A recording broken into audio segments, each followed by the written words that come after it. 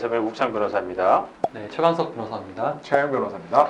네, 저희가 지난번에 이제 성추행 혹은 강제추행 범죄에 대해서 전반적으로 한번 말씀을 드렸었고요. 오늘은 성추행의 범죄 피해를 좀 당하신 분, 그분들의 입장에서 어떻게 이제 피해 구제를 좀 받을 수 있을까, 또 그다음에 형사적인 절차라든지 민사적인 부분이든 그러한 것에 대해서 좀 개략적으로 좀 말씀드리겠습니다. 지난번에 좀 말씀드렸던 걸 좀 정리하는 차원에서 성범죄 혹은 강제추행 이 범죄 특징이 좀 있다라고 말씀을 드렸었는데요. 최영 변호사님, 어떤 특징이 있을까요? 제일 첫 번째가요. 사실 증거 확보하기가 너무나 힘들다. 사실 이걸 어떤 것을 법의 개념으로 가져가기 위해서는 어떤 증거나 목격자나 이런 게 있어야 유리한데, 성범죄의 경우에는 피해자 입장에서도 혹은 피의자 입장에서도 사실 증거 확보가 너무 어렵기 때문에 사실 자기의 주장을 입증하기가 조금 힘든 면이 있다. 예, 그게 하나의 특징이라 할 수 있습니다. 또 다른 좀 특징이 있죠. 가해자 이런 피해자의 측면에서 또 좀 어떤 특징이 있을까요, 최영석 변호사님? 네, 피해자 입장에서는 보통 가해자와의 관계가 사실은 직장 상사인 경우도 많고 자기가 가장 가깝게 지내는 사람인 경우가 많습니다. 그래서 이게 내가 피해를 당했다고 해서 그 자리에서 즉각적으로 거부 반응을 보인다거나 아니면 도움을 요청한다거나 아니면 피해를 입었다고 해서 다음날 바로 신고를 한다거나 이런 게 상당히 어려워요. 왜냐하면 우리가 사회생활 가운데서 그 관계를 아예 포기할 생각을 하고 그런 신고를 해야 되기 때문에 피해자분들은 망설이다가 뒤늦게 신고하는 경우가 굉장히 많습니다. 성범죄의 특징이 첫 번째는 피해 사실을 조금 뒷받침할 수 있는 자료를 확보하기가 좀 어렵다. 그다음에 두 번째는 나에게 피해를 가한 사람들이 처음 보는 그런 사람들이라기보다는 좀 알고 지냈던 직장 상사나 동료나 선후배일 수도 있고요. 이런 사람들에 의해서 이루어진다. 이런 두 가지의 좀 특징이 있는 것 같습니다. 지난번에 저희가 이제 어쨌든 성범죄에서 객관적인 증거 관계를 확인하기 좀 어렵다라고 좀 말씀을 드렸는데요. 그럼 이제 피해자 입장에서는 나 이 피해를 당했는데 이거 영상으로 찍거나 녹음도 하지 못했는데 이거 어떡하지? 본인의 증거나 이런 부분에 대해서 이제 고민을 하실 수 있을 것 같은데요. 최영 변호사님, 통상 이렇게 피해자의 진술 이런 것들도 조금 증거가 된다 이런 이야기가 있는데 그 부분 한번 설명해 주시죠. 이렇게 성범죄의 경우에 나중에 사실 재판까지 많이 가게 됩니다. 왜냐하면 이거에 대해서 확실하게 맞다 아니다라고 이제 수사 단계에서 입증이 힘든 경우가 있기 때문에 결국 재판에 가게 됩니다. 그래서 판결문에 보면 그 중에 아까 우국창 변호사님이 말씀하신 것처럼 피해자의 진술이 일관된 점이라는 걸 가지고 혐의가 인정된다 라고 보는 경우가 있습니다. 다시 말씀드리지만 피해자의 진술이 일관되게 수사기관에서부터 재판 단계까지 일관되게 피해 사실을 아주 구체적으로 말을 하는 것 또한 하나의 증거가 될 수 있음을 말씀드립니다. 그럼 이제 보통 피해자들이 피해 회복을 위해서 내가 당한 피해를 좀 알리고 이제 가해자에게 좀 처벌을 받게 하기 위해서는 또 어떠한 신고나 그런 절차를 좀 거쳐야 되나요? 일단 요즘은 직장 내 성희롱 문제가 직장에서 가장 큰 이슈 중에 하나이기 때문에 직장 내부적으로는 감사부서 또는 자기의 상사가 그 가해자의 상사한테 먼저 보고를 하고 감사부서에 신고를 하고, 그리고 이제 형사처벌까지 원한다고 결심이 서시면 바로 경찰에 신고를 하시는 게 좋고요. 내 스스로의 그 증거나 내 진술을 좀 구체적으로 설명하기 어렵겠다고 생각이 드신다면 변호사를 상담을 받아보시고 그분의 도움을 받아서 수사관서에 신고를 하시는 편이 좋고요. 이게 시간이 지나면 지날수록 일단 나의 기억도 불분명해질 뿐만 아니라 왜 그때 바로 신고하지 않고 뒤늦게 신고를 했냐, 이렇게 그게 하나의 또 나의 진술의 신빙성을 떨어뜨리는 요소가 될 수 있기 때문에 되도록이면 결심이 서는 순간 바로 그런 도움을 받아서 직장이든 아니면 수사관서에 바로 신고를 하시는 편이 좋겠습니다. 변호사의 도움을 받아서 고소를 하거나 객관적인 사실관계가 불분명하면 진정이라는 형식을 좀 취할 수도 있고요. 혹은 바로 피해를 당한 직후에 112 신고를 좀 할 수도 있고요. 그래서 어쨌든 이제 저희가 변호사로서는 고소의 대리인으로서 피해 사실을 좀 정리하고 카카오톡 대화 내역이든 그다음에 피해자 일관된 초기 진술이든 이런 것들을 좀 정리해서 고소장으로 좀 제출해서 그러한 절차로 통상은 좀 진행된다. 이렇게 정리를 좀 하겠습니다. 일단 고소장을 제출했다. 대부분의 경우에서는 피해자 이제 고소장을 제출하신 분하고 이제 고소를 당하신 분하고 좀 진술이 엇갈리게 되잖아요. 고소장을 접수된 이후에 어떻게 경찰에서 수사가 절차적으로 좀 진행이 되나요? 네, 그 피해 당한 시점이랑 많은 상관이 있을 것 같아요. 피해 시점에서 바로 즉각적으로 고소가 이루어지면 사실 경찰관은 피해자 진술도 확보하지만 피해자의 몸에 혹시 이제 가해자의 뭐 DNA가 검출될 수 있을 수도 있기 때문에 뭐 진료나 병원 검사 같은 거를 하게 됩니다.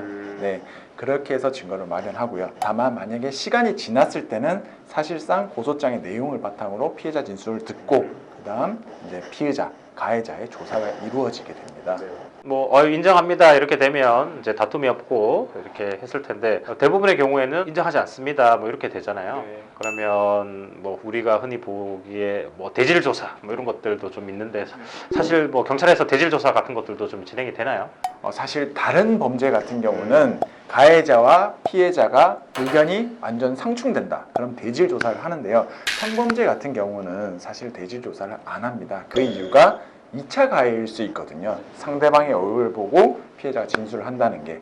그렇기 때문에 재판에서도 사실 반드시 필요한 경우에도 가려놓고 이제 진술을 듣는다던가 이렇게 해서 대질 조사는 크게 이루어지지 않으니까 그 부분은 걱정하지 말고 신고나 고소를 하셔도 됩니다. 그 2차 피해라고 이렇게 해서 뭐 약간 느낌은 있는데 이게 어떤 의미인지 좀 정확히 모르시는 분들이 있을 것 같은데요. 최양석 변호사님, 2차 피해, 2차 가해 이게 좀 어떤 의미일까요? 가장 흔하게 일어나는 유형은 성범죄 신고가 됐다는 사실을 가해자가 알고 나서 아 이게 2단계에서는 나는 무조건 합의를 좀 봐야겠다. 합의를 보고 좀 선처를 바라야겠다. 이런 생각을 가지고 피해자에게 지속적으로 연락하는 경우도 있습니다. 뭐 나는 가해자가 더 이상 연락하기도 싫고 가해자의 지인을 통해서 연락하는 것도 거부하고 싶은데 그런 식으로 연락이 오면 피해자 입장에서는 그 사건이 계속해서 생각이 나고 그 연락 자체로 또 하나의 정신적 고통이 될 수 있기 때문에 그게 또 2차 가해가 될 수 있고 또 하나는 회사 직장인들 같은 경우에 회사 내부적으로 감사를 받으면서 피해자에 대한 곱지 않은 시선들도 있거든요.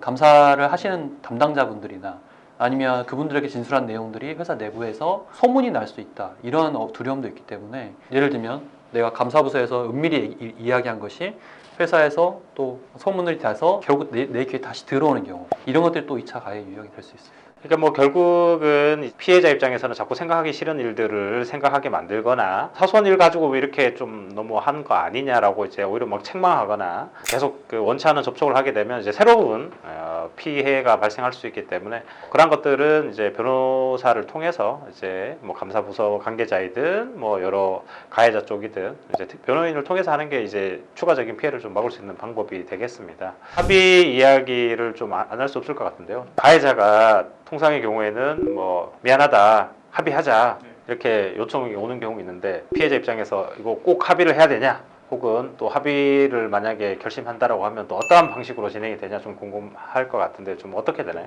네, 합의는 의무가 아니라 피해자의 권리라고 생각하시면 될 것 같아요. 합의를 반드시 해야 되냐? 아닙니다. 피해자 입장에서는 그게 자기가 정신적 충격을 받은 입장에서 사실 그 합의가 명확하게 사과를 하면서 받아들일 수 있는 상황에서 하면 괜찮지만 또 내가 봤을 때 저 사람이 처벌을 피하고자 그런 목적에서만 사실 시도하는 경우도 있거든요.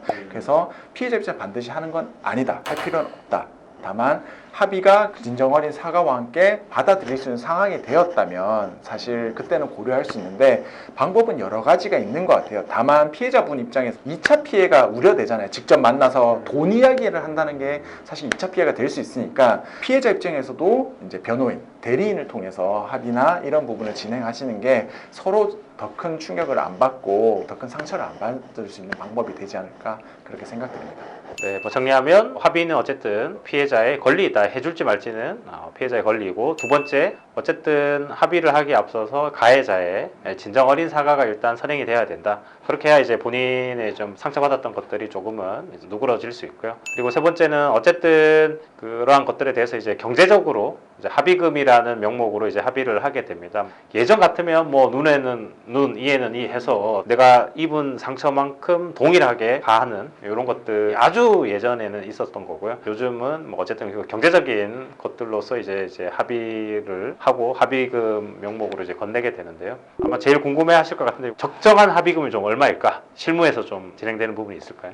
근데 이게 사실 가장 어려운 문제이긴 한데 사실 모든 케이스마다 다 다르다고 보시면 됩니다. 피해 양상이 다르고 피해자와 가해자의 관계도 다르고 특히 가해자의 사회적 지위나 그 사람이 이 성추행 사건으로 인해서 자신이 사회에서 일을 평판, 뭐 지위의 추락, 뭐 여러 가지를 감안했을 때 그런 걸 다 고려해서 책정이 되는데 특히나 이제 가해자가 공무원이나 의사나 뭐 변호사 등 뭐 자격증이 박탈된다거나 아니면 본인의 신분상에 심대한 타격을 입을 수 있는 그런 직종에 있는 분들 같은 경우에는 조금 더 합의금의 액수가 올라간다고 보시면 되고 이게 참 일괄적으로 말씀드리기 참 어려운 것 같습니다.